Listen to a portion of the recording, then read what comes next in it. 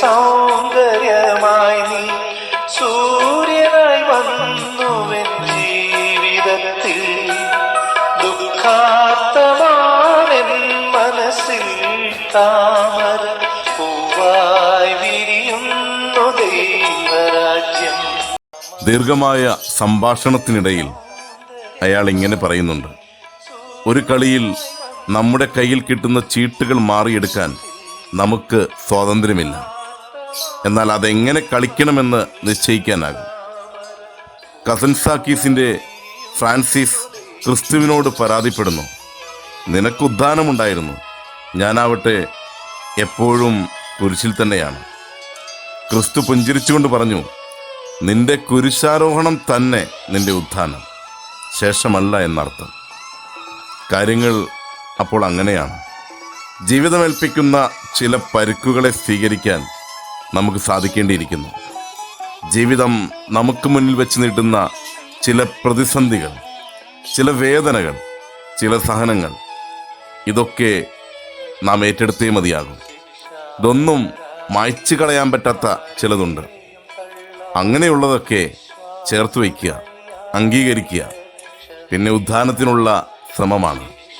ഒരിക്കൽ ആ ഉയർത്തെഴുന്നേൽപ്പിൻ്റെ നല്ല നാളുകൾ നമ്മെ തേടിയെത്തും എന്ന പ്രതീക്ഷയോടെ ചില സഹനങ്ങൾ ഏറ്റെടുക്കുവാൻ നമുക്ക് സാധിക്കട്ടെ. സഹനങ്ങൾക്കപ്പുറം വിജയമുണ്ട് എന്നതൊരു പ്രതീക്ഷയാണ്. രോഗത്തിനപ്പുറം സൗഖ്യമുണ്ട് എന്നത് ഒരു പ്രതീക്ഷയാണ്. നിരാശയുടെ പടുകുഴിയിലേക്ക് ആണ്ടുപോകാതെ ഓരോ വ്യക്തിത്വത്തെയും കൈപിടിച്ചു നടത്തുന്നത് പ്രതീക്ഷയാണ്. ആ പ്രതീക്ഷയുടെ നാളം അണഞ്ഞു പോയാൽ പിന്നെന്ത് ജീവിതം? ചേർത്ത് വയ്ക്കേണ്ട ആ നന്മഭാവത്തെ ഹൃദയത്തോട് ചേർത്ത് വയ്ക്കുവാൻ നമുക്ക് സാധിക്കട്ടെ. ഉയർപ്പ് തിരുനാൾ പകർന്നു നൽകുന്ന സന്ദേശവും അതുതന്നെയാണ്. സഹനങ്ങൾക്കപ്പുറം വിജയത്തിൻ്റെ നല്ല നാളുകൾ കാത്തിരിക്കുന്നുണ്ട്. ഈസ്റ്റർ പങ്കുവയ്ക്കുന്ന വലിയ സന്ദേശം, മൂന്നാം നാളിൻ്റെ ഉയർപ്പ് എന്ന വലിയ സന്ദേശം ജീവിതത്തോട് ചേർത്ത് വയ്ക്കുവാൻ നമുക്ക് സാധിക്കട്ടെ. ഇന്ന് പരാജയത്തിൻ്റെ കയ്പുനീർ കുടിച്ചേക്കാം, ഇന്ന് സഹനത്തിൻ്റെ വേദന അനുഭവിച്ചേക്കാം, ഒഴിവാക്കലിൻ്റെ, അവഗണിക്കലിൻ്റെ, ഒറ്റപ്പെടുന്നതിൻ്റെ വേദനയൊക്കെ നാം അനുഭവിച്ചേക്കാം. നിരാശയുടെ ഭാവം വളരെ വലിയ പ്രത്യാഘാതങ്ങളിലേക്ക് നമ്മെ നയിച്ചേക്കാം. പക്ഷേ ഉള്ളിലെന്നും ചേർത്ത് വയ്ക്കുവാൻ നമുക്ക് സാധിക്കട്ടെ. നാം ഉയർത്തെഴുന്നേൽക്കും.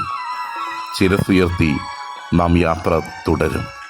കാരണം നമുക്ക് ജയിച്ചേ മതിയാകൂ, നമുക്ക് ഉയർത്തെഴുന്നേറ്റേ മതിയാകൂ. അതെ, അത്തരത്തിലുള്ള നല്ല നാളുകൾ കാത്തിരിക്കുന്നുണ്ട്.